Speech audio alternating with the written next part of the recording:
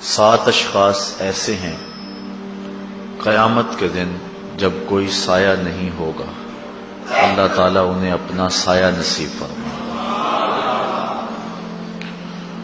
بعض علماء نے اس کی تشریح میں یہ لکھا ہے کہ یہاں سائے سے مراد سایہ لطف و کرم ہوگا، اور شارحین کی ایک جماعت اس کی طرف گئی ہے کہ یہاں سائے سے مراد عرش کا سایہ ہے۔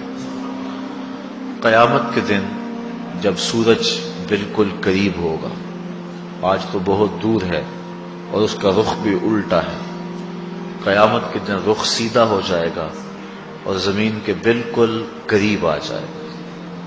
زمین میں قوت جاذبہ ہے، اب وہ حرارت کو، گرمی کو اپنے اندر جذب کرتی ہے، لیکن قیامت کے دن یہ تانبے کی ہو جائے گی، اور جو اس کے اوپر گرمی اور حرارت ہوگی اس کو اپنے اندر جذب نہیں کرے گی بلکہ اگلے گی، تو زمین سے بھی تپش نکلے گی، ادھر سے سورج بھی سیدھے رخ ہو کے بالکل قریب 1 میل تک آ جائے گا، تو وہ بہت سخت دن ہوگا۔ اس دن لوگ پسینے میں شرابور ہوں گے، اپنے اپنے اعمال کے مطابق، کوئی گھٹنوں تک، کوئی ٹخنوں تک، کوئی کمر تک، کوئی گلے تک، اور کوئی پسینے میں ڈوبا ہوا ہوگا۔ پسینے سے بھاگ بھی نہیں سکیں گے، جدھر جائیں گے پسینہ بھی ساتھ ساتھ چلے گا، اور وہ گرم اتنا ہوگا کہ اگر اس کا ایک قطرہ احد پہاڑ پہ رکھ دیا جائے تو اس کی حدت اور گرمی سے پگھل جائے، اور بدبودار اتنا ہوگا کہ اگر اس کا ایک قطرہ اب دنیا پہ ڈال دیا جائے، انسان کیا جانوروں کے دماغ بھی بدبو سے پٹ جائیں۔ اپنے اپنے اعمال بد کے مطابق لوگ اس پسینے میں شرابور ہوں گے، کوئی سایہ نہیں ہوگا، لیکن کچھ لوگوں کو اللہ تعالیٰ جل شانہ اپنے خاص کرم سے سائے میں رکھے گا۔ جو سایہ الہی میں ہوں گے، سایہ عرش میں ہوں گے، انہیں پسینہ بھی نہیں آئے گا اور انہیں گرمی بھی نہیں ستائے گی، کسی دکھ میں نہیں ہوں گے اس دن، جو اللہ کے عرش کے سائے تلے ہوں گے۔ وہ کون لوگ ہیں؟ حضور نے اس حدیث کے اندر، جو امام بخاری نے بھی، امام مسلم نے بھی، امام ابن ماجہ نے بھی اور دیگر ائمہ نے اپنی اپنی اسناد کے ساتھ اس کو روایت کیا ہے، 7 اشخاص کا حضور نے تذکرہ فرمایا کہ جب کوئی سایہ نہیں ہوگا، زمین تانبے کی ہوگی، سورج سیدھے رخ ہوگا اور قریب ہوگا، لوگ پسینے میں شرابور ہوں گے۔ یوم یفر المرء من اخیہ و امہ و ابیہ، اس دن باپ بیٹے سے اور بیٹا باپ سے بھاگے گا، بیوی شوہر سے اور شوہر بیوی سے بھاگے گی، اس دن ماں اپنے بیٹے کو چھوڑ کے بھاگے گی، بڑا سخت دن ہوگا۔ الاخلاء یومئذ بعضهم لبعض عدو الا المتقین، گہرے اور گوڑے دوست اس دن ایک دوسرے کے دشمن بن جائیں گے، بڑا سخت دن ہوگا، اللہ پورے قہر و جلال میں ہوگا۔ تو اس دن جب کہ ہر شخص تھر تھر کانپ رہا ہوگا، 7 اشخاص ایسے ہیں جنہیں اللہ اپنے عرش کا ٹھنڈا سایہ عطا فرمائے گا۔ وہ 7 اشخاص کون ہیں؟ پہلا شخص امام عادل، عادل حکمران، جو عدل و انصاف کے ساتھ امور سلطنت سر انجام دے۔ اسلام ہم سے عدل کا تقاضا کرتا ہے، اور اگر آپ اسلام کا کوئی دوسرا نام پوچھیں تو دوسرا نام نظام عدل ہوگا۔ اسلام عدل کی تلقین کرتا ہے اور عدل کا درس اور سبق دیتا ہے۔ آقا کریم علیہ السلام نے فرمایا کہ جب کوئی سایہ نہیں ہوگا تو امام عادل، عادل حکمران عرش الہی کے سائے تلے ہوگا۔ کسی بزرگ کا قول ہے کہ قوائم الدنیا 4، دنیا کے پائے 4 ہیں، 4 لوگوں کی وجہ سے دنیا قائم ہے: بے عدل العمراء، وبسخاوت الاغنیاء، وبعلم العلماء، وبدعاء الفقراء۔ 4 چیزوں سے دنیا قائم ہے: حکمرانوں کے عدل سے، علماء کے علم سے، اغنیاء کی سخاوت سے اور فقیروں کی دعاؤں سے۔ الملک یدوم بالکفر، ایک عربی کا مقولہ ہے، الملک یدوم بالکفر ولا یدوم بالظلم، ملک کفر سے تو قائم رہ سکتے ہیں لیکن ظلم سے قائم نہیں رہتے۔ جب کسی علاقے میں، کسی بستی میں، کسی شہر میں، کسی ملک میں، کسی گھر میں جب ظلم کا آغاز ہو جائے تو گھر اجڑ جاتے ہیں، ملک، شہر اور بستیاں برباد ہو جاتی ہیں۔ تو عدل کا درس دیا گیا، عدل کا حکم دیا گیا، انصاف کا سبق پڑھایا گیا۔ اس امت کو درس ہی یہی دیا گیا کہ تم نے عدل کرنا ہے، اگرچہ وہ قریبی رشتہ دار ہی تمہارا کیوں نہ ہو۔ تو عدل کرنے والا حکمران اللہ کی رحمتوں کا سایہ ہے۔ جو عادل حکمران ہے وہ اللہ کا خلیفہ ہے، اور جو ظالم حکمران ہے وہ شیطان کا خلیفہ ہے۔ عدل سے ہی معاشرے میں سکون ہوتا ہے۔ اب عدل کیا ہے؟ انصاف کسے کہتے ہیں؟ ہر چیز اپنی ٹھیک جگہ پہ ہو، جو اس کا مقام ہے اس کو وہ دیا جائے، اس کو عدل کہتے ہیں۔ اور کوئی شے اپنے اصل مقام سے ہٹے تو اس کو ظلم کہتے ہیں۔ وضع الشیء فی غیر محلہ، ظلم کی یہ تعریف ہے، کسی چیز کو اس کے غیر محل پہ رکھنا، جو اس کا ٹھکانہ نہیں ہے اس پہ اس کو رکھنا، یہ ظلم کہلاتا ہے۔ اور ہر شے اپنے مقام پہ ہو، اس کو عدل کہتے ہیں۔ عدل و انصاف کا ہمیں درس دیا گیا۔ آج جن حکمرانوں کے نام باقی ہیں اور زندہ ہیں، انہوں نے عدل سے معاشرے کے اندر امن پیدا کیا تھا، اور جو انصاف نہیں کرتے ان کا نام حرف غلط کی طرح مٹ جاتا ہے۔ دنیا کے اوپر کتنے حکمران آئے ہیں لیکن آج ان کا نام بھی نہیں ہے، لیکن نوشیرواں کا نام آج بھی باقی ہے۔ عدل کے دم سے اس کا نام آج بھی احترام سے لیا جاتا ہے۔ حضور علیہ الصلوۃ والسلام فرماتے ہیں، اس بات پر فخر کرتے ہیں کہ میں سلطان عادل کے زمانے کے اندر پیدا ہوا ہوں۔ اللہ اکبر۔ تو عدل جو ہے، انصاف جو ہے، یہ اچھائی کا ایک بہت بڑا ذریعہ ہے، اور جو حکمران عدل کرے اس کا نام عزت سے باقی رہتا ہے۔ سلطان محمود غزنوی تو ایک عورت نے آ کر کے کہا کہ میری جوان بیٹی ہے اور میرا شوہر فوت ہو چکا ہے، آپ کا بھتیجا رات کو ہمارے گھر میں گھس آتا ہے اور میں سخت پریشان ہوں۔ سلطان نے اس کو کہا کہ اب جب دوبارہ آئے تو تم میرے پاس آ جانا، میں عدل و انصاف قائم کروں گا۔ دو ایک دن گزرے، وہ بوڑھی آئی، بادشاہ نے جو اس کو خصوصی کوڈ دیا ہوا تھا کہ اس کے ذریعے تو میرے تک پہنچ پائے گی، تو وہ بادشاہ تک پہنچی، کہا کہ اس وقت وہ ہمارے گھر میں موجود ہے۔ بادشاہ اس کے ساتھ چل پڑا، کہا میرے سے پہلے تو چلی جا اور جو ہے وہ بتی بند کر دے۔ دیے کو گل کر دیا گیا۔ بادشاہ گھر میں داخل ہوا، اور داخل ہوتے ہی اس نے جب اس نوجوان کو دیکھا تو اس کا سر قلم کر دیا۔ اس کے بعد بادشاہ نے کہا کہ چراغ روشن کرو۔ جب چراغ روشن کیا گیا تو بادشاہ نے کہا الحمدللہ۔ اس کے بعد اس نے ٹھنڈا پانی مانگا، اس خاتون نے پانی پیش کیا۔ بادشاہ واپس پلٹنے لگا تو اس خاتون نے کہا کہ میں یہ پوچھنا چاہتی ہوں کہ آپ نے پہلے چراغ بند کیا، پھر چراغ جلوایا، پھر الحمدللہ کہا، پھر پانی طلب کیا، اس کی کیا وجہ تھی؟ بادشاہ نے کہا جو راز ہے وہ راز ہی رہے تو ٹھیک ہے۔ کہا نہیں، تمہیں بتانا ہوگا۔ بڑھیا نے ضد کی تو بادشاہ نے بتایا۔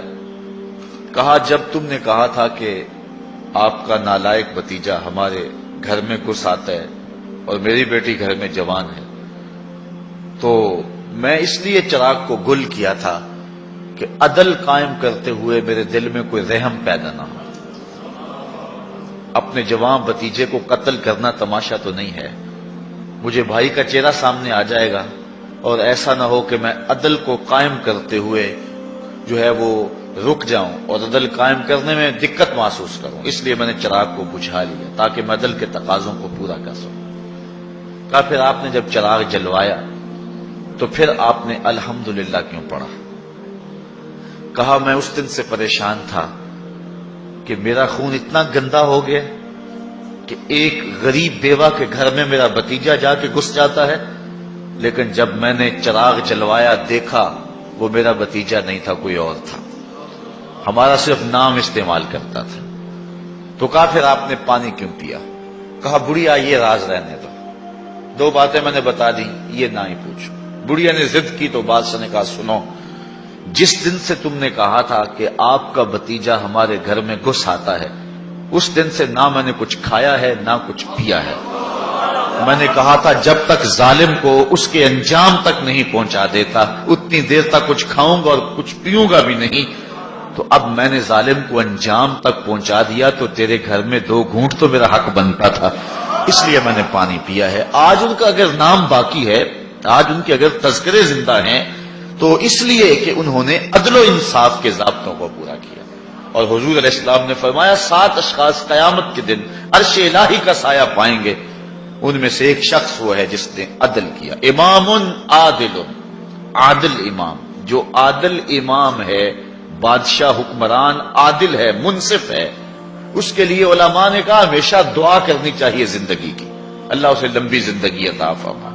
اور علماء نے لکھا ہے کہ الانحناء للسلطان اور لغیرہ مکروہ، کہ بادشاہ یا کسی اور شخص کے لیے جھکنا جو ہے وہ مکروہ ہے، اسی طرح کسی بادشاہ کے ہاتھ چومنے مکروہ ہیں، لیکن عادل حکمران جو ہے، عادل بادشاہ جو ہے، اگر ادب سے اس کے ہاتھ چوم لیے جائیں تو علماء کہتے اس میں کوئی کراہت نہیں، اللہ کے عدل کی وجہ سے، اللہ کے انصاف کی وجہ سے جو ہے، اس نے جو اللہ کے حکم پر عدل کیا اور انصاف کیا، اس کا یہ حق بنتا ہے کہ اس کی تعظیم کی جائے اور اس کے حکم کی مخالفت نہ کی جائے۔ وہ اللہ کی رحمتوں کا گھنا سایہ ہے جو عوام کے اوپر جو ہے وہ چھایا ہوا ہے۔ تو پہلا شخص جس کو اللہ اپنے عرش کا ٹھنڈا سایہ دے گا وہ امام عادل ہے، امام مقسط ہے۔ دوسرا شخص وشاب نشأ فی عبادت اللہ، وہ جوان جس کی جوانی اللہ کی عبادت میں گزری۔ کتنا بڑا اعزاز! حضور نے فرمایا الشاب التائب حبیب اللہ، لوگوں سن لو، جو جوان جوانی میں توبہ کرے وہ اللہ کا حبیب ہے۔ اور ایک روایت میں آتا ہے 1000 بوڑھے کے توبہ کرنے سے اللہ کو ایک جوان کی توبہ زیادہ محبوب ہے۔ اور جب کوئی جوان جوانی میں توبہ کرتا ہے اللہ کا عرش بھی خوشی میں جھوم اٹھتا ہے۔ جوانی کی توبہ اللہ کو بہت زیادہ پسند ہے۔ وہ جوان جس کی جوانی اللہ کی عبادت میں گزری۔ جوانی مستی کا نام نہیں ہے، جوانی آوارگی کا نام نہیں ہے، خواہشات کی تکمیل کا نام جوانی نہیں ہے، موڑوں اور چوکوں پہ کھڑا ہونے کا نام جوانی نہیں ہے، مصلی پہ بیٹھ کے رب کے حضور آنسو بہانے کا نام جوانی ہے۔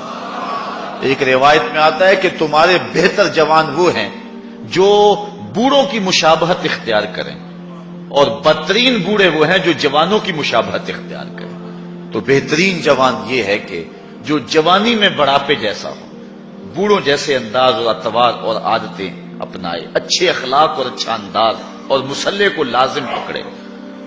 وشاب نشأ فی عبادت اللہ، وہ جوان جس کی جوانی اللہ کی عبادت میں گزری۔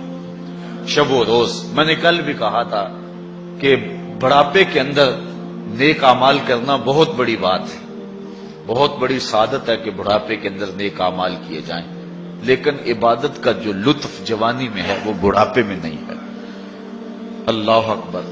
اللہ تعالیٰ جل شانہ جوان کی توبہ کو پسند کرتا ہے، وہ جوان جو اللہ کی عبادت میں، وشاب نشأ فی عبادت اللہ، وہ جوان جس کی جوانی اللہ کی عبادت میں گزری۔ اب عبادت کا مفہوم بہت وسیع ہے۔ ویسے بہترین عبادت نماز ہے، بہترین عبادت الصلاۃ، نماز ہے، اور حضور نے اس کو اپنی آنکھوں کی ٹھنڈک قرار دیا۔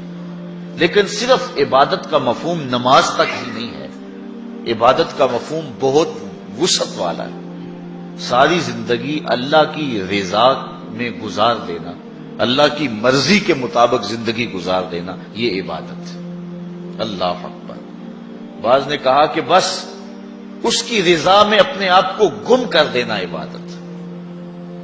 غلام کو عبد کہتے ہیں نا، اور عبد وہ ہوتا ہے جو اپنے آقا کی مرضی میں اپنی مرضی کو گم کرتے۔ کوئی شخص کسی غلام کو خریدنے گیا نا منڈی میں، جب غلام بکتے تھے، فروخت ہوتے تھے، تو جا کے ایک غلام کو پسند آیا، تو اس نے جب اس کا سودا کیا تو غلام سے پوچھتا ہے تمہارا نام کیا ہے؟ تو غلام کہتا ہے میرا نام کوئی نہیں ہے، جو رکھیں گے وہی میرا نام ہوگا۔ جب غلام ہے تو پھر اس کی اپنی مرضی ختم ہو گئی. تو ہم اللہ کے غلام ہیں، اللہ کے بندے ہیں، تو بندگی کا حق یہ ہے اللہ اکبر کہ ہم سر سے لے کر پاؤں تک اس کے ہو جائیں. تیرے ہندیاں سندیاں محبوبہ میں کافر ہوواں جے میں ہوواں. اپنی ذات کو تو فنا کرنا ہے، اپنی ذات کو تو قربان کرنا ہے. وہ جوان جس کی جوانی کے حسین ایام، جس کی جوانی کے خوبصورت لمحے جبکہ بانکپن تھا، جبکہ خواہشات کا ہجوم تھا، جبکہ تمنائیں اپنے عروج پہ تھیں، لیکن اس نے سب کچھ اپنے رب کے لیے قربان کر دیا. سحری کے وقت اٹھ کے مصلی بچھایا اور آنسو بہائے اور اللہ کے حضور عبادت کرتے ہوئے اپنی رات کو بسر کیا. ایک روایت میں آتا ہے جو دن کا روزہ اور رات کی عبادت نہیں کرتا اس کو ایمان کی حلاوت ہی نصیب نہیں ہوتی. ایمان کی ایک حلاوت ہے، ایمان کی ایک مٹھاس ہے، ایمان کا ایک مزہ ہے، ایک سرور ہے. وہ کس کو نصیب ہوگا؟ جو دن روزے سے گزارے گا اور رات مصلی پہ گزارے گا، اپنی آنکھوں پر حیا کے پہرے بٹھائے گا، اپنی سوچوں کی پاکیزگی کا سامان کرے گا. ورنہ جوانی آئی اور گزر گئی اور اپنا قیمتی وقت ہم نے برباد کر دیا. جس طرح ہر چیز کا بانکپن جوانی میں ہوتا ہے، عبادت کا جو سرور اور عبادت کی جو لذت جوانی میں نصیب ہوتی ہے وہ زندگی کے کسی اور ایام میں نصیب نہیں ہوتی. اس لیے حضور نے ارشاد فرمایا کہ وہ جوان وشاب نشأ فی عبادت اللہ، وہ جوان جس کی جوانی اللہ کی عبادت میں گزری، جب قیامت کے دن کوئی سایہ نہیں ہوگا اللہ اس جوان کو اپنے عرش کا ٹھنڈا سایہ نصیب فرمائے. تیسرا شخص جو عرش الہی کا سایہ پائے گا، وَرَجُلٌ قَلْبُهُ مُعَلَّقٌ فِي الْمَسَاجِدِ، وہ آدمی جس کا دل مسجدوں کے ساتھ لٹکا ہوا ہے، مسجد کے ساتھ وابستہ ہے. ایک نماز پڑھتا ہے تو دوسری نماز کے انتظار میں بیٹھ جاتا ہے. حضرت عبداللہ ابن مسعود رضی اللہ تعالی عنہ رہتے ہی مسجد میں تھے. مسجد کی کچھ لوگ میخیں ہوتی ہیں، حضور فرمایا کچھ لوگ مسجدوں کی میخیں ہوتی ہیں، جب بھی دیکھو مسجد میں ملیں گے، ڈھونڈو تو مسجد میں ملیں گے، جب بھی فارغ ٹائم ملا جو فوراً مسجد میں آ گئے. فرمایا اگر وہ بیمار پڑ جائیں اور مسجد کی حاضری سے قاصر ہو جائیں تو اللہ کے کچھ فرشتے ہیں جو ان کا حال پوچھنے کے لیے ان کے گھروں میں جاتے ہیں، ان کی تیمارداری کے لیے جاتے ہیں. حکم ہے بازار میں دیر سے جاؤ اور جلدی واپس آ جاؤ، مسجد میں جلدی جاؤ اور دیر سے واپس آ جاؤ. المومن فی المسجد کالسمک فی الماء والمنافق فی المسجد کالطائر فی القفص. مومن مسجد میں اس طرح ہوتا ہے جس طرح پانی کے اندر مچھلی ہوتی ہے، اور منافق مسجد میں اس طرح ہوتا ہے جس طرح پنجرے کے اندر پرندہ پھنسا ہوا ہوتا ہے. کبھی مجبوراً آنا پڑ گیا تو جس طرح پھڑ پڑا رہا ہے کہ بہت جلدی نکلنا ملے مجھے، اس طرح منافق کا جی مسجد میں نہیں لگتا. مسجد میں جلدی آؤ اور دیر سے واپس جاؤ. لیکن ہم نے اپنے طرز زندگی کو الٹ بنا لیا ہوا ہے. بازار میں آدھے گھنٹے کے لیے جائیں تو 5 گھنٹے لگ جاتے ہیں. مسجد میں جاتے ہیں ہم صرف آخری وقت میں اور کوشش کرتے ہیں کہ سب سے پہلے واپس آ جائیں. مجھے ویسے بڑی حیرت ہوتی ہے جب نماز ختم ہو یا جمعۃ المبارک یا کوئی اور ایسا، تو جو دروازے کے اوپر رش ہوتا ہے ہر بندے کی کوشش ہوتی ہے کہ میں جلدی نکل جاؤں. حالانکہ جتنی دیر تک مسجد میں بیٹھیں گے، جتنی دیر تک مسجد میں رکیں گے، اتنی برکتیں اترتی رہیں گی. بہترین لمحے وہی ہیں جو اللہ کے گھر میں گزر گئے. خیر الاماکن، بہترین جگہیں اللہ کے گھر ہیں.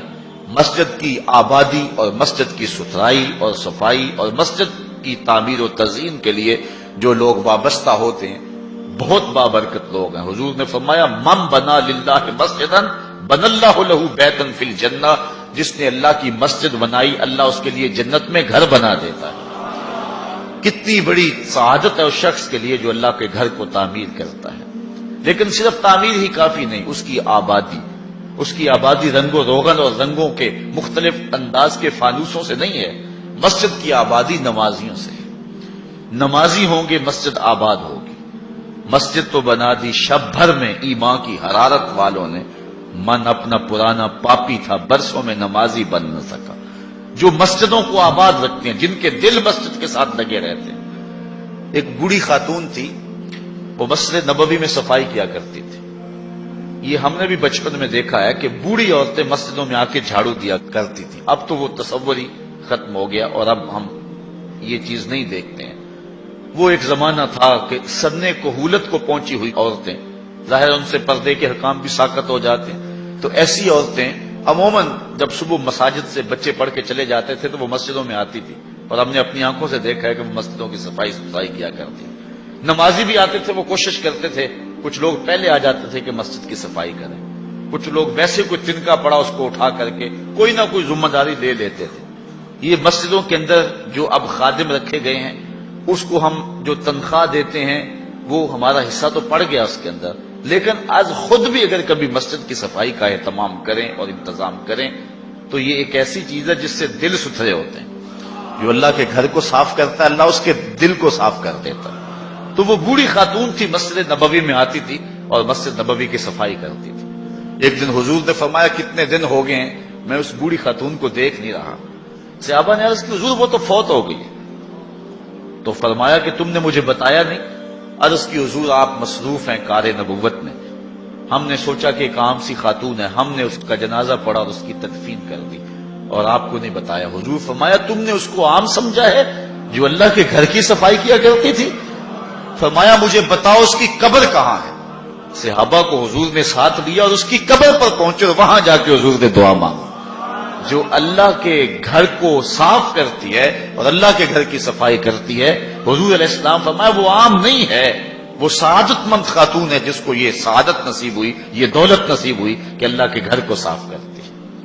تو فرمایا وَرَجُلٌ قَلْبُهُ مُعَلَّقٌ فِي الْمَسَاجِدِ، وہ آدمی جس کا دل مسجدوں میں لٹکا ہوا رہتا ہے، ایک نماز کے بعد دوسری نماز کا انتظار کرتے ہیں. ایک روایت میں نے کہیں پڑھا ہے کہ جب کوئی بندہ ایک نماز کے بعد دوسری نماز کا انتظار کرتا ہے اور مسجد میں بیٹھا رہتا ہے، اللہ فرشتوں کو کہتا ہے دیکھو میرا بندہ نماز پڑھ لیا پھر بھی نہیں جا رہا، دوسری نماز کے انتظار میں ہے، تم گواہ ہو جاؤ میں نے اپنے بندے کی مغفرت فرما دی.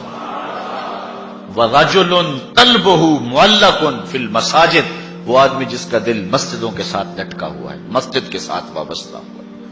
چوتھا شخص وَرَجُلَانِ تَحَابَّا فِي اللَّهِ اجْتَمَعَا عَلَيْهِ وَتَفَرَّقَا إِلَيْهِ، دو آدمی جنہوں نے اللہ کی رضا کے لیے آپس میں پیار ڈالا، ان کی محبت کا ذریعہ اللہ کی رضا تھی.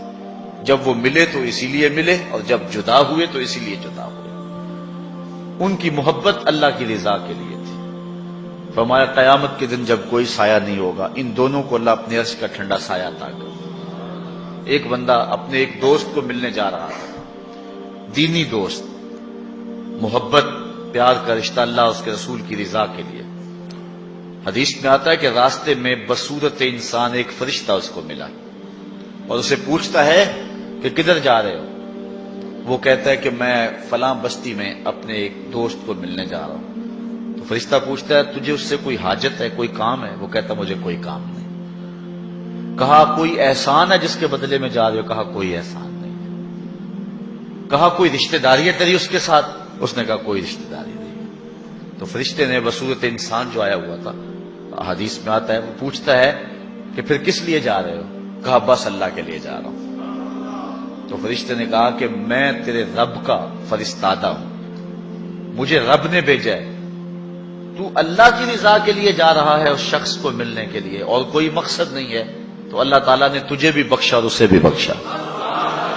جو اللہ کی رضا کے لیے کسی شخص سے دوستی رکھتا ہے، پیار کے اور بھی بہت سارے ذرائع، رشتہ داری سے صلہ رحمی، دودھ کا رشتہ، خون کا رشتہ، کاروباری روابط، سیاسی روابط، غرض کے رشتے، بہت کچھ ہے، لیکن جب کسی سے ملاقات ہو، جب کسی سے تعلق قائم ہو تو وہ اللہ کے لیے. الحب للہ والبغض للہ، میرے پیار کا سبب بھی اللہ اور میرے کسی سے دشمنی کا سبب بھی اللہ. جب اللہ کی رضا کے لیے دو شخص آپس میں پیار کرتے ہیں تو حضور علیہ السلام فرماتے ہیں وہ اتنے خوش نصیب لوگ ہیں کہ قیامت کے دن جب سورج 1.25 میل پہ ہوگا اور کوئی جو ہے وہ سایہ نہیں ہوگا، فرمایا حضور نے کہ اللہ ان کو اپنے عرش کا ٹھنڈا سایہ عطا فرمائے. اتنی بڑی سعادت ان کو نصیب ہوگی جن کی رضا کا معیار اور جن کی جو ہے وہ محبت اللہ اس کے رسول کے لیے ہے، اور معیار ان کا یہی ہے الحب للہ والبغض للہ. پانچواں شخص جس کے بارے میں حضور نے فرمایا کہ وہ جنت کا سایہ پائے گا، وَرَجُلٌ دعته امرأة ذات منصب وجمال فقال انی اخاف اللہ۔ ایک روایت میں ذات حسب وجمال فقال انی اخاف اللہ۔ وہ شخص جس کو کسی عورت نے دعوت گناہ دی اور وہ عورت ذات و منصب و جمال، منصب اور جمال کی مالکہ تھی، صاحب حسب و نسب بھی تھی اور خوبصورت بھی تھی۔ اس نے عورت نے مرد کو لبھایا اور اپنے جال میں پھانسنا چاہا۔ اب جب قدموں میں حسن خود بچ رہا پھر اپنے جذبات پہ قابو کون رکھے؟ لیکن اس جوان نے، اس شخص نے اس کی اس بات کے جواب میں کہا انی اخاف اللہ، تیری بات تو مان لیتا لیکن کیا کروں، رب سے ڈر لگتا ہے، اللہ کا خوف مجھے آتا ہے۔ حضور فرمایا وہ شخص جس نے یہ کہہ کے قدموں میں بچتے ہوئے حسن کی اس پیشکش کو مسترد کر دیا، کل قیامت کے دن جب کوئی سایہ نہیں ہوگا اللہ اسے اپنے عرش کا ٹھنڈا سایہ عطا فرمائے۔ جس طرح ایمان کی ایک حلاوت ہے، اعمال کی بھی ایک حلاوت ہے، ایک مزہ، ایک مٹھاس ہے، لطف ہے۔ نیکی کی ایک حلاوت ہے، ایک سرور ہے نیکی کا جو ایک مومن پاتا ہے۔ نماز کا اپنا مزہ ہے، روزے کا اپنا سرور ہے، حج کا اپنا ایک مزہ ہے، زکوٰۃ دینے کا اپنا مزہ ہے، ظاہر دو تو لطف اپنا ہے، مخفی دو تو اس کا مزہ اپنا ہے۔ اسی طرح باقی اعمال صالحہ کا پھر مختلف مواقع پر ان اعمال کی ایک حلاوت ہے، ایک مٹھاس ہے۔ گھر میں نماز پڑھو تو اس کی مٹھاس اپنی ہے، مسجد میں پڑھو تو اس کا سرور اپنا ہے، جامع مسجد میں پڑھو تو اس کا لطف اپنا ہے، اور اگر سین حرم میں نماز پڑھنے کا موقع مل جائے تو اس کا مزہ اپنا ہے، اور گنبد خضرا کی قربت میں نماز پڑھنے کا مزہ مل جائے، ریاض الجنہ میں لمحے مل جائیں تو اس کا لطف اپنا ہے۔ اس طرح روزے کا اپنا مزہ ہے، روزہ رکھنے کا لطف اپنا ہے، روزہ کھولنے کا مزہ اپنا ہے۔ بچوں میں بیٹھ کے کھولو روزہ تو اس کا بھی ایک اپنا سرور ہے، مسجد میں بیٹھ کے دوستوں میں بیٹھ کے روزہ کھولو تو اس کا مزہ اپنا ہے، کسی اللہ والے کی صحبت اور اس کے قدموں میں بیٹھ کے روزہ کھولیں اور اس کا مزہ اپنا ہے، اور اگر روزہ کھولنے کے لیے مسجد نبوی کا صحن مل جائے تو اس کا سرور پھر اپنا ہے، اس کا مزہ پھر اپنا ہے۔ ہر عمل کا ایک لطف ہے، ہر عمل کی ایک حلاوت ہے، اور وہ حلاوت بندہ اتنی دیر تک اس سے متمتع نہیں ہو سکتا، اس سے فائدہ نہیں حاصل کر سکتا، اور وہ ایمان کی حلاوت اور لذت پا نہیں سکتا جب تک اس کی نظر پاک نہیں ہوتی۔ اگر کوئی بندہ چاہتا ہے کہ میرے باطن میں انوار چمکے تو رزق حلال کا اہتمام کرے، ورنہ سینہ روشن نہیں ہو سکتا، جو مرضی کر لے۔ اگر رزق پاک نہیں ہے تو سینے میں روشنی نہیں آ سکتی، اور اگر نظر پاک نہیں ہے تو عبادت کی حلاوت نہیں مل سکتی۔ نماز پڑھتا ہے، سجدہ کر رہا ہے، قیام کرتا ہے، بس ایک مشق کر رہا ہے، لیکن اس کی ایک حلاوت ہے، اس کا ایک سرور ہے، اس کی ایک لذت ہے، اس کا ایک کیف ہے جو مومن کے سینے کے اندر جو ہے وہ چھا جاتا ہے۔ ذکر کا ایک مزہ ہے نا، اس مزے کو حضرت سلطان باہو کہتے ہیں نا، اندر بوٹی مشک مچایا اتے جان پھلن تے آئی ہوں، پھر وہ کیفیت بنتی ہے کہ نہیں بنتی ہے؟ تو وہ سرور بندے کو نہیں ملتا جب تک اس کی نظر پاک نہیں ہوتی۔ اگر نظر بگڑ جائے تو من سننا ہو جاتا ہے، اندر کچھ نہیں رہتا، اور پھر اگر انسان زنا جیسی بری خصلت میں مبتلا ہو جائے تو پھر اس کے پلے کیا رہے گا؟ اللہ تعالیٰ نے فرمایا کہ کرنا تو دور کی بات ہے، لا تقربوا الزنا، اس بری خصلت کے قریب بھی نہ جانا۔ اس لیے مبادیات سے بھی روک دیا گیا، مبادیات سے بھی منع کر دیا گیا۔ تو فرمایا جس شخص کو کسی عورت نے دعوت گناہ دی، اس طرح کسی عورت کو کسی مرد نے دعوت گناہ دی اور اس عورت نے اپنی عصمت اور اپنی آبرو کی حفاظت کی اور اس کو کہا پیچھے ہٹ جا، مجھے اپنے رب سے ڈر لگتا ہے، اور اسی طرح کسی مرد کو کسی عورت نے دعوت گناہ دی تو اس نے کہا فقال انی اخاف اللہ، میں اللہ سے ڈرتا ہوں۔ اللہ اکبر۔ تو حضور فرمایا اس کو یہ اعزاز ملے گا۔ امام یافعی نے روض الریاحین کے اندر لکھا ہے کہ ایک نوجوان کپڑے کی دکان پہ کام کرتا تھا اور تھا بڑا پارسا اور بڑا خوبصورت، دل کا بھی ستھرا تھا، ظاہر کا بھی ستھرا تھا، من بھی سونا تھا اور تن بھی سونا تھا، بڑا خوبصورت تھا۔ ایک عورت خریداری کے لیے آئی، اس کا دل فریفتہ ہو گیا اور اس نے ایک ترکیب سوچی اور دوبارہ آئی تو بہت زیادہ کپڑا خرید لیا اور مال کے دکان سے کہنے لگی کہ میری گٹھڑی بھاری ہو گئی ہے، اس نوجوان کو کہو کہ میرے گھر چھوڑ آئے۔ مالک اس عورت کی نیت سے آگاہ نہ ہو سکا اور اس نوجوان کو اس کے ساتھ بھیج دیا۔ جب وہ گھر میں داخل ہوئی، نوجوان کو گھر میں لے گئی، باہر سے دروازہ مقفل کر دیا اور اس کو دعوت گناہ دی۔ اس نے کہا انی اخاف اللہ، میں تیری بات نہیں مان سکتا۔ اس نے کہا کہ آج تجھے میری بات ماننا ہی پڑے گی۔ حیا سوز لباس بھی اتار پھینکا اور اس کو دعوت گناہ دینے لگی۔ یہ شیطان کا انتہائی سخت جال ہے۔ اس جال میں اس نے بڑے بڑے لوگوں کو پھانس لیا۔ اب اس نوجوان کو وہ ورغلاتی ہے، کوشش کرتی ہے، لیکن نوجوان ہے کہ اپنی نظروں پر پہرے بٹھائے، آنکھیں بند کر لیتا۔ اس نے بڑے ہیلے کیے، بڑے جتن کیے، لیکن وہ نوجوان صرف سونا ہی نہیں تھا، اللہ کا ولی بھی تھا۔ اس نے بہت جال پھینکے، لیکن نور کو رسیوں میں جکڑا نہیں جا سکتا۔ خیر، وہ نوجوان کے دل میں بات آئی کہ شیطان کا یہ جال انتہائی خطرناک جال ہے، ابھی تک تو بچتا آ رہا ہوں، ہو سکتا ہوں کہ ابھی اس کے جال میں پھنس جاؤں۔ اس نے کہا کہ مجھے باتھ روم میں جانے دو، پھر میں آ کے تمہیں بتاتا ہوں۔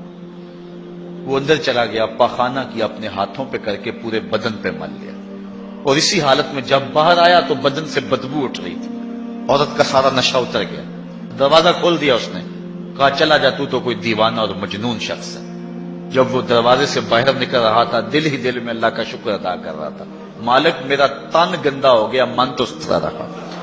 کائنات کا سب سے حسین چہرہ وہ ہے جو جنسی کالک سے محفوظ رہے۔ امام یافعی لکھتے ہیں کہ باہر پھر ایک چشمہ تھا، وہاں جا کے اس نے غسل کیا، اور جب تک وہ زندہ رہا اس کے جسم سے مشک و عنبر کی خوشبو آتی رہی۔ اب جب وہ فوت ہو گیا، لوگوں نے دفن کر دیا، یہ خوشبو اس کی قبر کی مٹی سے بھی آیا کرتی تھی۔ یہ اعزاز دیا اللہ نے، اس کو یہ تکریم دی۔ بعض روایت میں اس کا نام مغیرہ بتایا گیا ہے کہ لوگوں نے اس کا نام مغیرہ مشکی رکھ دیا، کہ وہ مغیرہ جس کے بدن سے خوشبو آتی۔ تو فرمایا وہ شخص جس کو کسی عورت نے دعوت گناہ دی اور اس نے یہ کہہ کے قدموں میں بچھتے ہوئے حسن کی پیشکش کو ٹھکرا دیا، فرمایا کل قیامت کے دن جب کوئی سایہ نہیں ہوگا، اللہ اس جوان کو اپنی عرش کا ٹھنڈا سایہ نصیب فرمائے۔ چھٹا شخص جس کے بارے میں حضور نے یہ وعدہ دیا، وَرَجُلٌ تَصَدَّقَ بِصَدَقَةٍ فَأَخْفَاهَا حَتَّى لَا تَعْلَمَ شِمَالُهُ مَا تُنْفِقُ يَمِينُهُ۔ وہ شخص جس نے صدقہ کیا اور اتنا خفیہ کیا کہ جو دائیں ہاتھ نے کیا بائیں کو اس کی خبر نہیں ہوئی، اتنا مخفی انداز سے صدقہ کیا، خیرات کی۔ پرانے زمانے کے اندر بزرگ چاندی یا سونا کسی کپڑے میں باندھ کر کے کسی کے گھر میں چھوڑ آیا کرتے تھے، کسی کے گھر میں پھینک آیا کرتے تھے، یا کسی نابینے کو دے دیتے تھے، کلام نہیں اس سے کرتے تھے تاکہ ہم ظاہر نہ ہوں، ہمارا نام بھی ظاہر نہ ہو۔ کھلا صدقہ کرنا اس کی ممانعت نہیں ہے، اس کا بھی اجر ہے اگر ریاکاری کی نیت دل کے کسی گوشے میں نہ ہو۔ لیکن یہ بات ذہن میں رکھیں کہ ریاکاری کی چالیں بہت باریک ہیں، بہت باریک۔ براہیمی نظر لیکن بڑی مشکل سے ملتی ہے، ہوس چھپ چھپ کے سینوں میں بنا لیتی ہے تصویر۔ جو ریاکاری کی چالیں ہیں وہ کالے پتھر پر کالے رنگ کی چونٹی چلے تو جس طرح وہ نظر نہیں آتی ہے، اس طرح ریاکاری کی چالیں بھی اتنی ہی باریک ہیں، بہت باریک ہیں۔ تو انسان کے اندر ریاکاری پیدا ہو جاتی ہے۔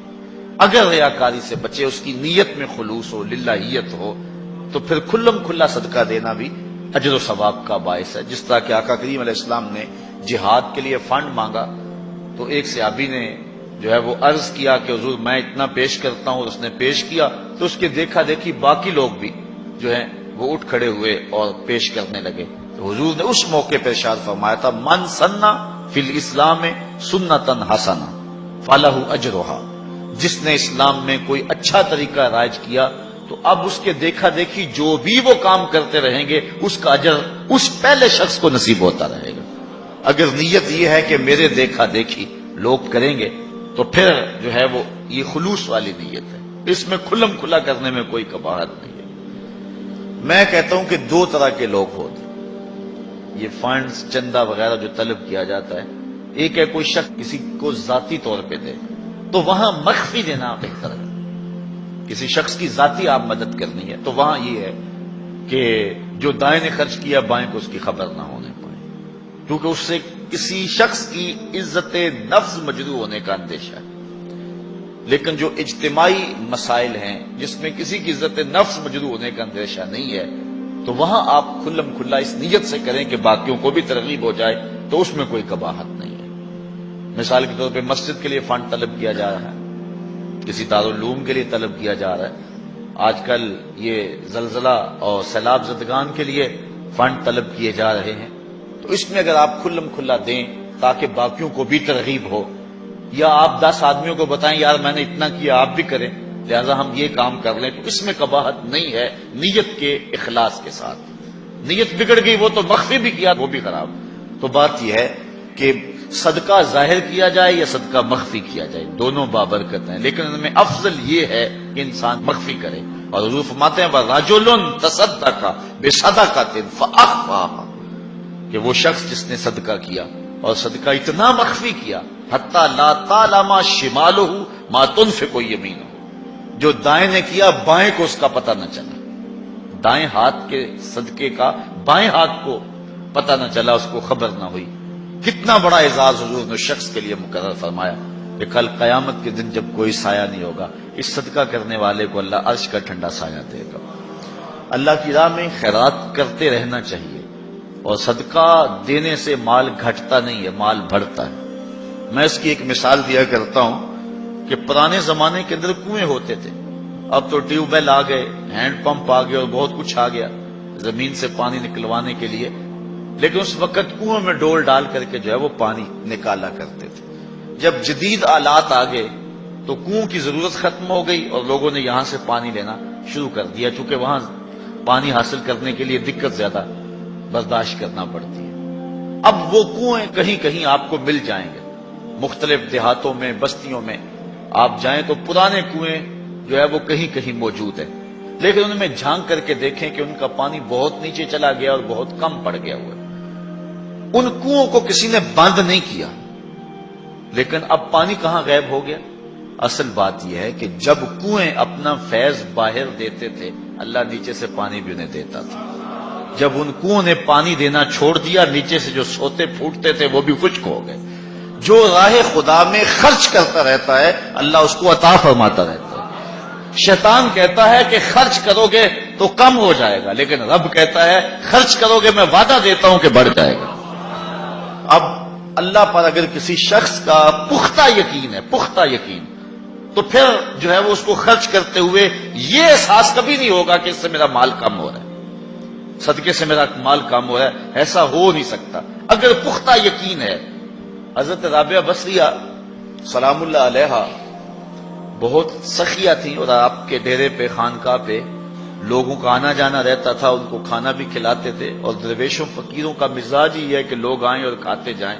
بابا بلے شاہ فرماتے ہیں ایٹو کھڑک کے دکڑ وجے تتا ہوئے چلہ، آن فقیر کھا کھا جاون راضی ہوئے بلا۔ حضرت غوث اعظم سیدنا شیخ عبد القادر جیلانی علیہ الرحمہ فرماتے ہیں آدھی فقیری جو ہے وہ خدمت خلق ہے، بھوکوں کو کھانا کھلانا اور ننگوں کو لباس پہنانا، آدھا فقر یہ ہے، آدھی فقیری یہ ہے۔ کسی نے کسی درویش سے پوچھا کہ فقیری کیا ہے؟ کہا فقیری خدمت خلق کا نام ہے، یہ گدڑی اور دلک کا نام نہیں ہے، یہ فقیری خدمت خلق کا نام ہے۔ تو حضرت رابعہ بصری کہ ہاں مہمانوں کا آنا جانا رہتا تھا۔ ایک دن خادمہ نے بتایا کہ 5-6 مہمان آ گئے اور صرف دسترخوان پر ایک ہی روٹی ہے، گھر کے اندر باورچی خانے میں صرف ایک ہی روٹی ہے۔ کہا جاؤ اس کو بھی اللہ کی راہ میں خیرات کر دو۔ اب عقل تو یہی کہتی ہے کہ روٹی یا کچھ اور کہیں سے مہیا کی جائے اور مہمان نوازی کی جائے، لیکن یہاں اذعان دیکھیے، یقین دیکھیے۔ حضرت رابعہ بصریہ نے کہا کہ اس کو خیرات کر دو۔ خادمہ نے خیرات کر دیا، مہمان بیٹھے ہوئے ہیں، کوئی اور شے ہے نہیں، دروازے پر دستک ہوئی، پوچھا من علی الباب، دروازے پر کون؟ کہا فلاں کا فرستادہ غلام، میرے آقا نے آپ کے لیے بھیجا اور یہ کھانا دیا ہے۔ خادمہ نے کھانا وصول کیا، حضرت رابعہ کو کہا یہ کسی نے کھانا بھیجا۔ آپ نے کپڑا اٹھایا، گنا تو 5 روٹیاں تھیں۔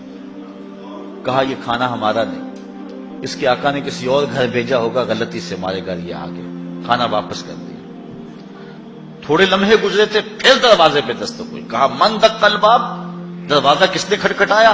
کہا فلاں آقا کا بھیجا ہوا غلام ہوں، میرے آقا نے آپ کے لیے کھانا بھیجا۔ خادمہ نے وصول کیا، حضرت رابعہ کے سامنے رکھا، کپڑا اٹھایا، گنا تو 7 روٹیاں. کہا اس کے آقا نے کسی اور گھر بھیجا ہوگا، یہ بھی غلطی سے ہمارے گھر آ گیا. کھانا واپس کر دیا. پھر دروازے پہ دستک ہوئی، پوچھا من الباب، دروازے پر کون؟ کہا فلاں آقا کا بھیجا ہوا غلام ہوں، میرے آقا نے آپ کے لیے کھانا بھیجا ہے، اور کہا حضرت رابعہ کو دے کے ہی آنا. خادمہ نے وصول کیا، حضرت رابعہ کپڑا اٹھایا، گنا تو 10 روٹیاں تھیں. کہا ہاں یہ کھانا ہمارا ہے. کہا پہلے 2 بھی تو کہتے تھے آپ کا ہے، آپ نے انکار کر دیا. کہا میرے رب کا وعدہ ہے جو 1 دے میں 10 دیتا ہوں. پہلے 5 تھی پھر 7 تھی، میں نے کہا مالک 10 پوری کرے گا تو تیری بندی وصول کرے گا. آپ کا اکاؤنٹنٹ آپ کو بتائے گا کہ اتنے پیسے اتنوں سے خرچ کر دیں گے تو اتنے کم ہو جائیں گے، کیلکولیٹر سے حساب کریں، وہ کہے گا اتنے تو اتنے کم ہو جائیں گے. شیطان کہتا ہے تمہارا رزق کم ہو جائے گا، لیکن تمہارا رب تمہیں بخشش، مغفرت اور رزق کی فراخی کا وعدہ دیتا ہے. وہ کہتا ہے تم 1 دانہ زمین کے اندر بوتے ہو تو پھر دیکھو کتنی بالیاں نکلتی. بویا 1 نکلے 700. کہا جو رب 1 کو 700 بنا دیتا ہے تمہارے دیے کو کئی گنا نہیں بنا سکتا. اس لیے اس کی راہ میں خیرات کرو، پھر دیکھنا تمہارا مال کیسے بڑھتا چلا جاتا. اللہ اکبر. تو کہا وہ شخص جس نے صدقہ دیا اور اتنا مخفی دیا کہ جو دائیں نے خرچ کیا بائیں کو اس کی خبر نہ ہو. اور 7واں شخص، خوش نصیب شخص، اللہ ہمارے اندر یہ سارے وصف پیدا کر دے. اللہ اکبر. ایک شخص نے اپنی بیوی کو طلاق دے دی. یہ دیکھیے یقین علماء کا، ہمارے بزرگوں کا. اپنی بیوی کو طلاق دے دی، اور طلاق کن لفظوں سے دی کہ اگر میں جنتی نہیں ہوں تو تجھے طلاق ہے، اگر میں جنتی نہیں ہوں تو تجھے طلاق ہے. تو اب علماء سے پوچھا کہ طلاق ہوئی ہے یا نہیں ہوئی. علماء کہنے لگے ہم نہیں بتا سکتے، چونکہ طلاق کو معلق کیا گیا تو اب ہمیں تو نہیں پتا کہ تو جنتی ہے یا نہیں ہے، اب ہم اس کے بارے میں کوئی رائے نہیں دے سکتے. قاضی ابو یوسف علیہ رحمہ، امام اعظم امام ابو حنیفہ کے شاگرد، ان کے پاس مسئلہ گیا. آپ نے شخص کو بلایا، کہا کبھی ایسا ہوا ہے کہ کسی عورت نے تجھے دعوت گناہ دی ہو اور تو نے کہا ہو میں اللہ سے ڈرتا ہوں؟ اس نے کہا ہاں 1 مرتبہ زندگی نہیں ہوا. کہا تیری بیوی کو پھر کوئی طلاق نہیں، اس لیے کہ حضور نے فرمایا ہے کہ وہ شخص جس کو کسی عورت نے دعوت گناہ دی اور اس نے کہا میں اللہ سے ڈرتا ہوں، فرمایا کل قیامت کے دن جب کوئی سایہ نہیں ہوگا یہ بندہ عرش کا سایہ پائے گا. تو کہا پھر پکی بات ہے کہ تو جنتی ہے، تو جہنم میں جا ہی نہیں سکتا کیونکہ یہ رسول اللہ کا وعدہ ہے. اللہ اکبر. تو اتنا یقین تھا ان باتوں پہ ہمارے بزرگوں کو، اس لیے کہا یہ حضور کی حدیث ہے، اگر یہ بات ہے تو کوئی طلاق نہیں ہوئی. قاضی ابو یوسف نے فتویٰ دیا. تو یہ دعا کریں کہ اللہ تعالیٰ یہ 7 اشخاص کے جو اوصاف ہیں جن کے بارے میں وعدہ جنت ہے، اللہ تعالیٰ ہم سب کو نصیب فرمائے. نظر کی حفاظت کی توفیق دے، خیالوں کو پاکیزگی دے دے. میں ایک شخص کو جانتا ہوں جس کو دعوت گناہ دی گئی لیکن اس نے اپنی آبرو کی حفاظت کی. رات کو سویا تو حضرت میاں میر علیہ رحمہ خواب میں ملے. اللہ اکبر. اور آپ نے فرمایا تجھے مبارک ہو، تو نے سنت یوسفی ادا کی ہے. کیسا حسن تھا، کیسا جمال تھا جناب یوسف کا.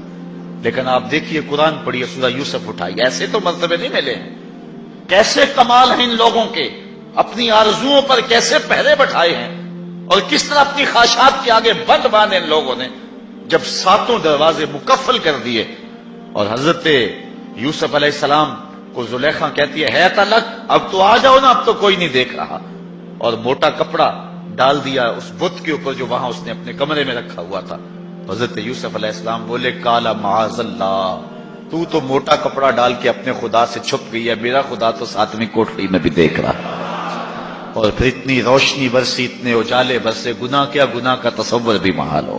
تو 7واں شخص جس کے بارے میں حضور نے فرمایا وَرَجُلٌ ذَكَرَ اللَّهَ خَالِيًا فَفَاضَتْ عَيْنَاهُ، وہ شخص جس نے تنہائی میں اللہ کا ذکر کیا، کوئی دیکھنے والا نہیں تھا، ریا کا شائبہ بھی نہیں تھا، تنہا بیٹھا ہوا تھا، سحری کا وقت تھا، مصلی بچھا ہوا تھا، اور وہ اللہ کا ذکر کرنے لگا. پھر ذکر کا سرور من میں اترنے لگا. پھر کیا ہوا؟ فَفَاضَتْ عَيْنَاهُ، خوف خدا کی وجہ سے اس کی آنکھ میں آنسو آ گئے، اللہ کی یاد میں، اللہ کے ذکر میں رونے لگا. حضور فرمایا کل قیامت کے دن جب کوئی سایہ نہیں ہوگا، اس ذاکر کو اللہ اپنے عرش کا ٹھنڈا سایہ نصیب فرمائے. اٹھتے بیٹھتے چلتے پھرتے تنہائی میں خلوت میں جلوت میں اللہ کے ذکر سے اپنا تعلق جوڑیے۔ اللہ کا ذکر دلوں کے لیے جلا کا باعث ہے۔ لکل شیء سقالہ وسقالۃ القلوب ذکر اللہ۔ حضور فرمایا ہر شے کا زنگ دور کرنے کے لیے کچھ نہ کچھ بنایا گیا ہے، دلوں کا زنگ اللہ کی یاد سے دور ہوتا ہے۔ ذکر جلی بھی اور ذکر خفی بھی زبان سے کرو یا دل سے کرو۔ میرے حضور قبلہ عالم فرماتے ہیں اٹھ دی بیندی ٹر دی پھر دی ستے آتے جاگ دی، نام جھپ دی رو تے کھپ دی ویخ سر اس راگ دی، نام جپیاں قرب ملدا نام دی کر پوری سام، شیشے وچ کستوری جے کر پھر ضرورت کاگ دی۔ یہ ذکر ایسا ہے جس سے من کے گن دور ہوتے۔ اور میں نے کسی روایت میں پڑھا ہے کسی بزرگ کا قول کہ جب کوئی بندہ ایک مرتبہ زبان سے اللہ کہتا ہے اللہ اس کی طرف نظر رحمت سے دیکھتا ہے، اور جب اللہ کسی بندے کی طرف نظر رحمت سے دیکھ لے اس کے 70 گنا جل کے راکھ ہو جاتا ہے، اور جس کو اللہ نظر رحمت سے دیکھتا ہے پھر اس کو عذاب نہیں دے گا۔ اللہ اکبر۔ حضرت شیخ شبلی رحمت اللہ تعالی علیہ معارف اس میں ذات بیان کر رہے تھے، اللہ کے نام کی برکت ہے، اس کا نام جپنے کا فائدہ ہے۔ تو بو علی سینا جو بہت بڑا فلسفی گزرا ہے وہ بھی مجلس میں بیٹھا ہوا تھا۔ وہ زمانہ تھا کہ اہل اللہ کی مجالس کے اندر بڑے لوگ آتے تھے۔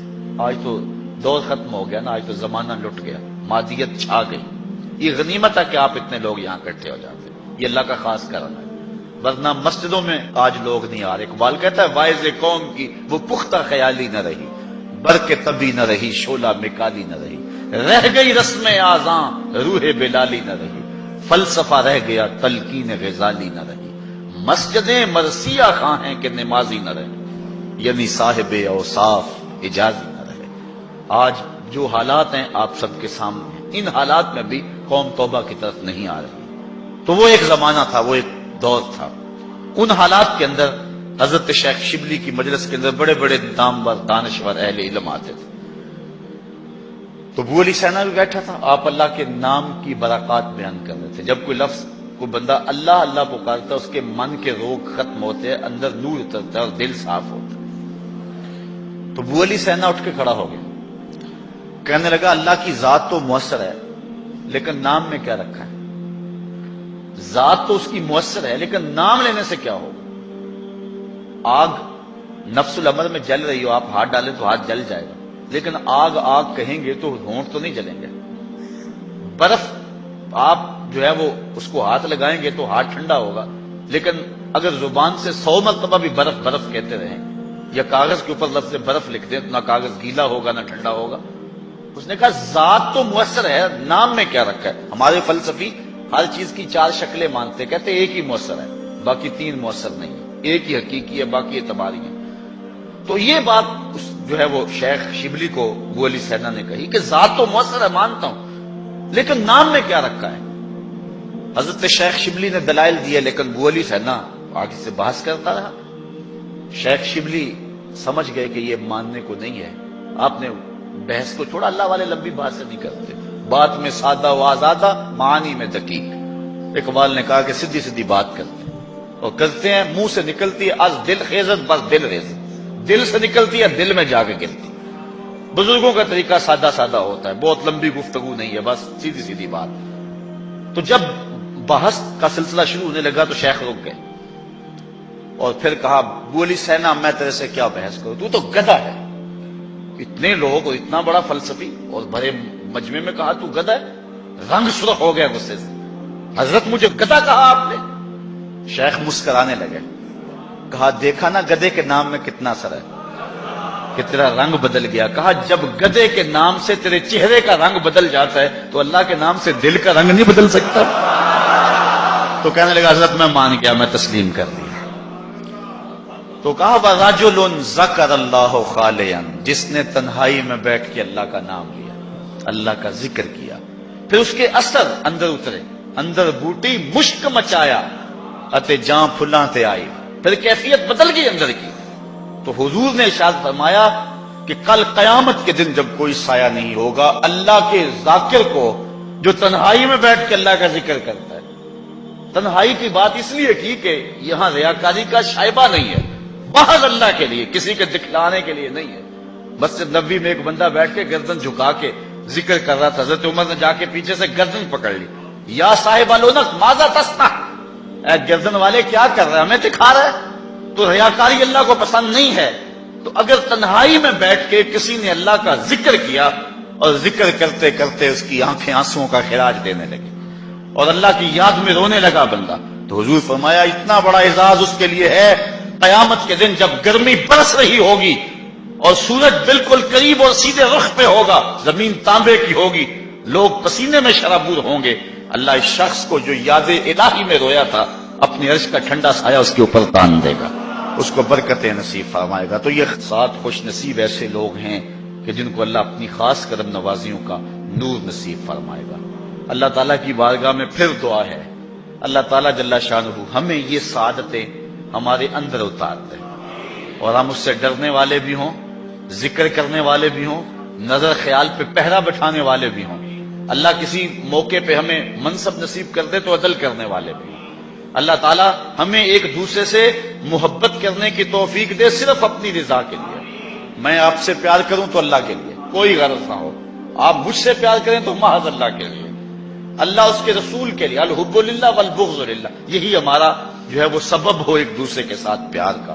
ہزاروں قومیں وجود میں آئیں دہر میں خشک و تر کے رشتے سے، ہم نے بنیاد دوستی رکھی یاد خیر البشر کے رشتے سے، محمد کی وساطت سے محبت تیری میری ہے، محمد کی وساطت سے محبت تیری میری ہے، محبت اصل ہے ان کی نہ تیری ہے نہ میری، الحب للہ والبغض للہ۔ اور اللہ تعالیٰ ہر وہ سعادت، جوانوں جوانی بڑی تیزی کے ساتھ بیت رہی ہے، یہ لمحے دوبارہ نہیں آئیں گے، اور جو سن کہولت میں پہنچ گئے ہیں، بڑھاپے میں قدم رکھ چکے ہیں، انہیں یہ کہتا ہوں کہ جوان تو بڑھاپے کے انتظار میں ہیں، بوڑھو اب تم کس انتظار میں؟ ایک روایت میں آتا ہے اللہ بوڑھے کا عذر قبول نہیں کرے گا قیامت کے دن۔ بچہ اس لیے توبہ کو مؤخر کرتا ہے کہ میں نے جوان ہونا ہے، جوان اس لیے مؤخر کرتا ہے میں نے بوڑھا ہونا ہے، تو جب بندہ بوڑھا ہو جاتا ہے پھر وہ کس چیز کے انتظار میں ہوتا ہے؟ ایک روایت میں آتا ہے کہ 3 اشخاص کو اللہ تعالیٰ نہ بخشے گا، نہ ان کی طرف نظر رحمت کرے گا، اور نہ ہی اللہ تعالیٰ انہیں پاک کرے گا۔ ان میں سے ایک وہ شخص ہے کہ جو بڑھاپے کے باوجود بدکاری نہیں چھوڑتا، اس بوڑھے شخص کی طرف قیامت کے دن اللہ نہ نظر رحمت سے دیکھے گا، نہ اس کا تزکیہ کرے گا اور نہ اس کی مغفرت فرمائے گا۔ تو جوانوں، بوڑھوں اور بچوں، اپنی زندگی کی حفاظت کرو، اللہ کی رحمتوں کا حصہ سمیٹنے کی کوشش کرو۔ آج کل تو موسم بھی رمضان کا ہے اور رحمت کی برکھا چھم چھم اتر رہی ہے۔ آئیے میں اور آپ سچی توبہ سے اور توبہ کے سچے آنسوؤں سے اپنے من کے سارے گند دھو ڈالیں۔ اس کی کرم نوازیاں اتنی عمیم ہیں، دمت العاصی تطفئ غضب ربی، گناہگار کی آنکھ کا پانی اللہ کے غصے کی آگ کو ٹھنڈا کر دیتا ہے۔ التائب من الذنب کمن لا ذنب لہ، گناہ سے توبہ کرنے والا ایسا ہے جس طرح اس نے کبھی گناہ کیا ہوا ہی نہیں ہے۔ اتنی کرم نوازیوں کا نور اس کے اوپر برستا ہے۔